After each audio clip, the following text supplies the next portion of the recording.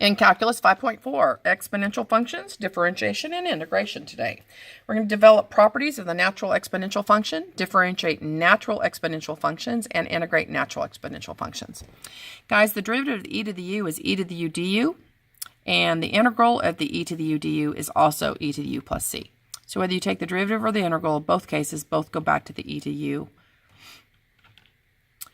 So it says the function f of x equals the natural log of x is increasing. So here's the graph of natural log of x. It is always increasing. It is strictly monotonic. It is 1 to 1. Therefore, it has an inverse function.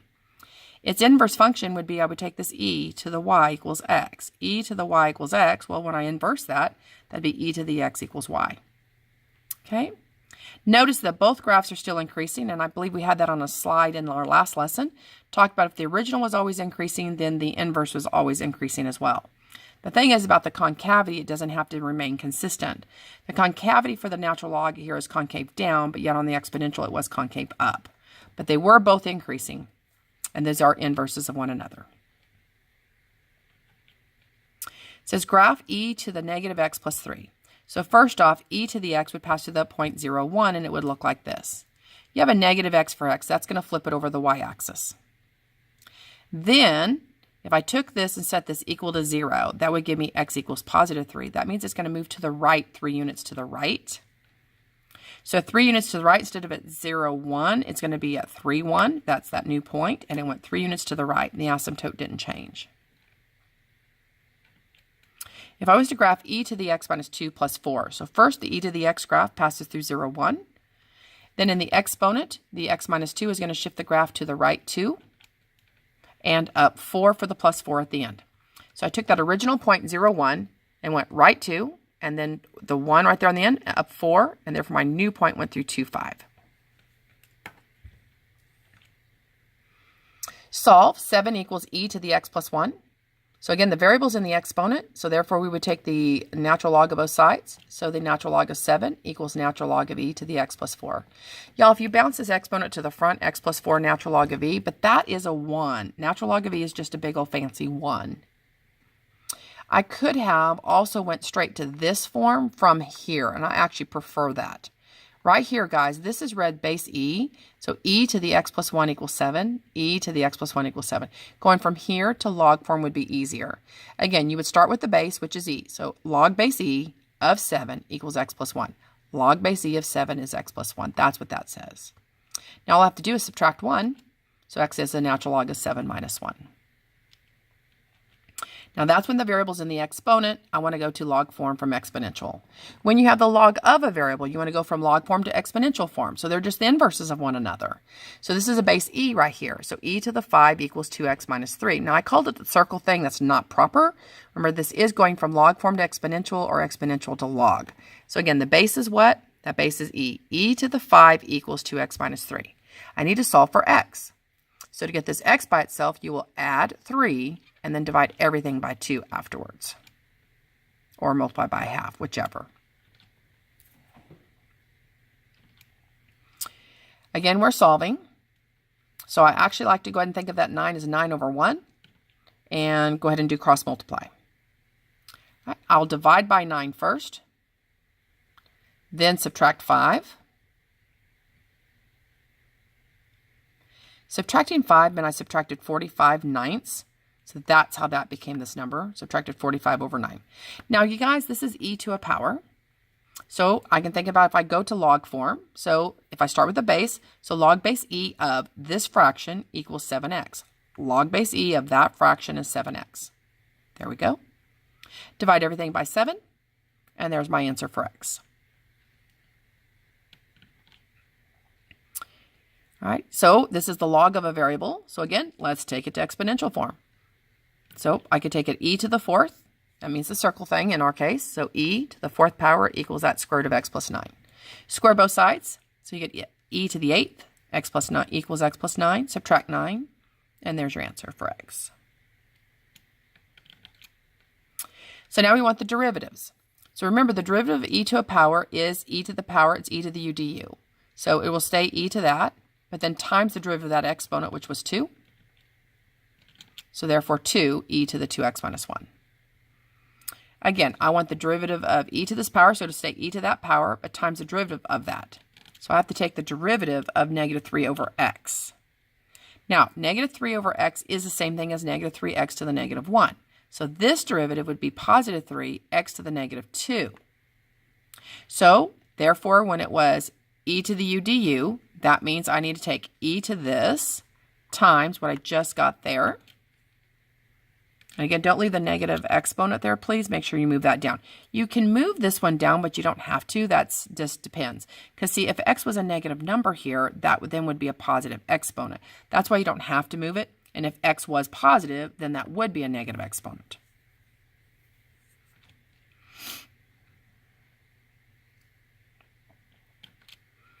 All right, differentiate.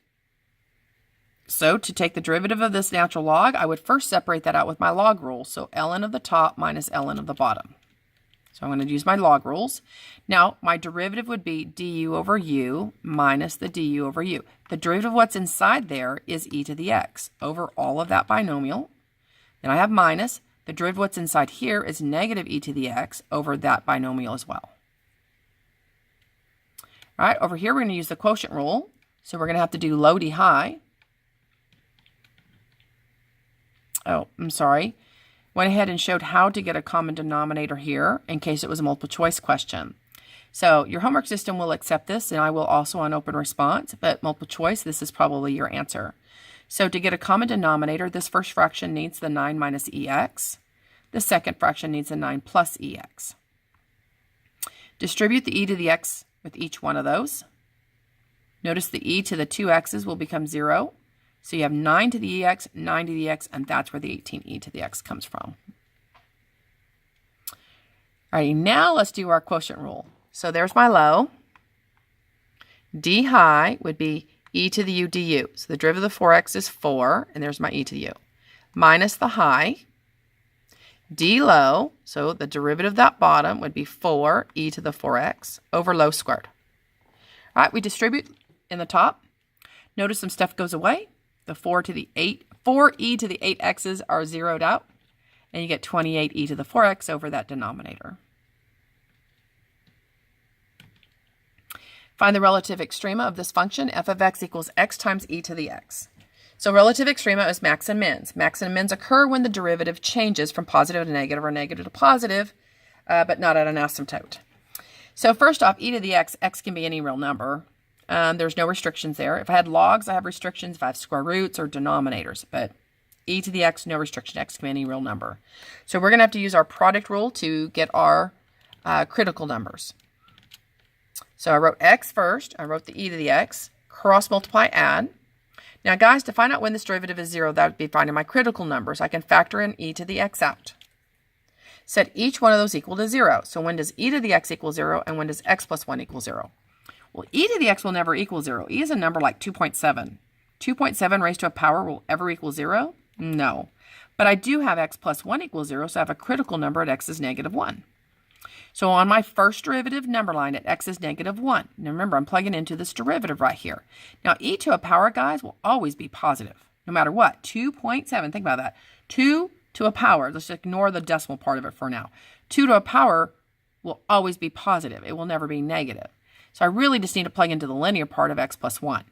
So negative 2 plus 1 is negative, and say 5 plus 1 is positive. So my graph is going from decreasing to increasing. This is not strictly monotonic since it's changing. We have a minimum at x equals negative 1.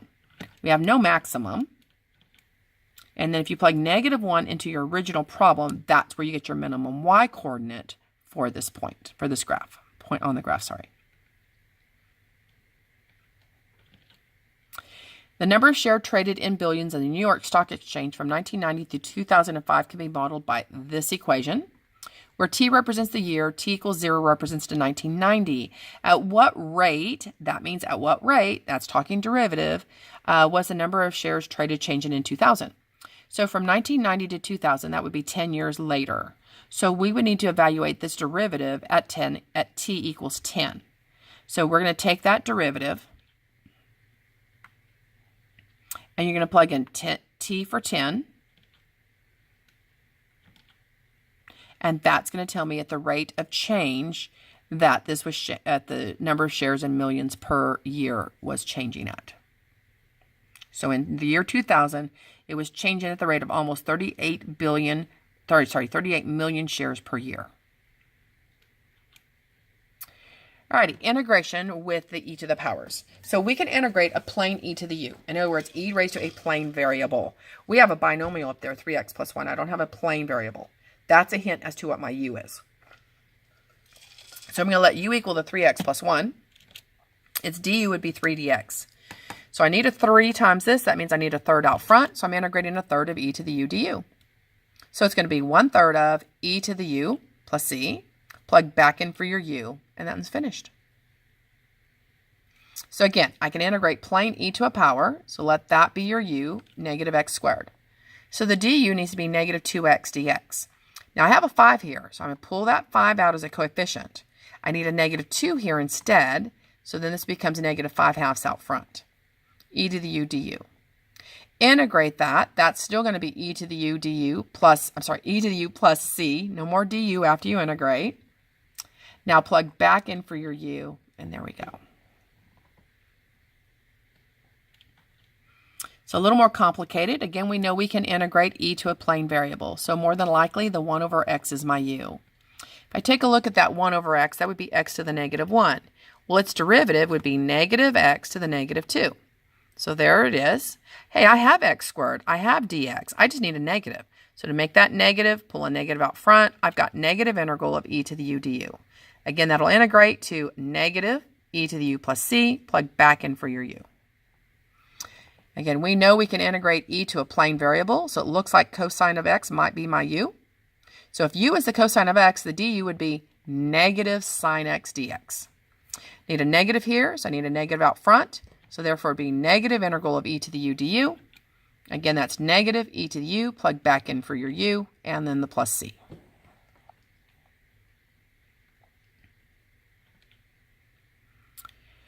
All right. E to the negative x dx from 0 to 1. So make sure here your u is still the negative x. My du would be negative dx. So I need a negative here, a negative out front. Now, y'all, some of you keep the numbers like 1, 0. Sometimes I like to go ahead and change this number because these numbers here for 1, 0 were for x. Well, now these numbers represent the u. Remember, u is the opposite of x. So if x was 1, then the u would be negative 1. If the x was 0, negative 0, that would be 0 here. Now when I integrate, I don't have to plug back in for the u. Just whichever is a personal preference, whichever y'all prefer. So integrating e to the u is e to the u, normally with a plus c, but we're evaluating a definite integral. Plug in the negative 1 minus when you plug in the 0. Now, e to the 0 is 1. That says negative 1, and that's minus. So minus negative 1, this all becomes a big old plus 1, and that's minus 1 over e. Again, on the next one, when I'm looking at that, I don't see a simple polynomial. I can't do the long division. This is kind of weird. But see, think about this for a minute. If I let u equal the denominator, do you have a du in this problem? See, looking at the denominator again, 1 plus e to the x. Its derivative will be e to the x dx. I do. See, so if I let u equal that denominator, the entire numerator is my du right there. So therefore, I'm integrating 1 over u du. Again, I went ahead and changed these numbers for the u's. You don't have to do that. You can keep this as 0 and 1. Just know then you have to plug 1 plus e to the x back in for your u's when you're done integrating though. Alrighty, so I changed them. I put 1 in here for the e. E to the 1 would be e plus 1. Plugged in the 0. E to the 0 is 1 plus 1 is 2. Now guys, when I integrate du over u, that's a natural log of u. I'm going to plug in 1 plus e minus when I plug in 2. That right there on the top is 1 plus e. That bottom is a 2. It's kind of squished in there. So now I plug in the 1 plus e minus when I plug in 2. And there's my exact answer. I could rewrite it like that. So multiple choice might be like this. Remember, separated logs with a minus. That would be the quotient property rule, which is going to be division. And there's the decimal. Alrighty, so we have integrating e to the x cosine of e to the x. We know we can integrate cosine of a plain variable, not cosine of e to the x or cosine of 5x, nothing. This needs to be a plain, simple letter, nothing else with it. So if I let that be my u, its derivative is e to the x dx. Oh, well then that's cosine of u, and this part out here is my du. All right, the derivative of what is the cosine of u? Oh, well, that would be the derivative of the sine of u. So it's sine of u. Again, I changed these numbers so that these go with the u's. So plugging 0, e to the 0 would be 1. So I'm plugging in 1. Negative 1, e to the negative 1 right there. So I'm plugging in 1 over e. So again, plug in 1 minus plug in 1 over e, and there's my answers. That's the exact. There's your decimal. Make sure your mode's in radians on that. It won't give you the right answer if it is in degrees. All right, finding the derivative again. I hope you guys are noticing something here. See, I have x times y. I don't have y by itself. When you don't have y by itself and you can't easily solve for y by itself, then that's the implicit differentiation. So the implicit differentiation, first off, this is e to a power. Its derivative will be e to that power, but times the derivative of it. See, so I had to do the derivative of the x times y is the tricky part. So I have to think about the x and then the y separate, each one's derivative, and cross multiply add for my product rule. The derivative of 2x squared is easy, 4x. The derivative of that's easy, negative 8y dy dx. Derivative of 9 is 0. This is the tricky part. So when I separate those, x and y, derivative of the x, derivative of the y, cross multiply add. Now I need to do some simplifying. So, because I'm trying to find dy dx by itself. So I'm going to have 9e to the xy times x and this, 9e to the xy times 1y, sorry. Now I need this dy dx term and this dy dx term together on one side by themselves so I can factor out the dy dx. I want these two left alone by themselves. So I moved the 9y e to the right there. I moved this 4x over here. Out of both of these terms, we can factor out a dy dx. And when I do factor out dy dx, I'm left with 9x e to the xy minus 8y. It's all multiplied with it, so we divide by it down here. Now, both of those answers that are boxed are correct. Your multiple choice answer would probably be the one on the right. They typically like the answers to have less negatives than positives. So all they did was multiply everything in the top line by -1 and everything in the bottom line by -1 as well. And that's equivalent answer. That ends your 5.4. You do need to memorize that the derivative of e to the u is e to the u du, and the integral of the e to the u du is e to the u plus c. That should end our lesson 5.4. I'll see y'all tomorrow.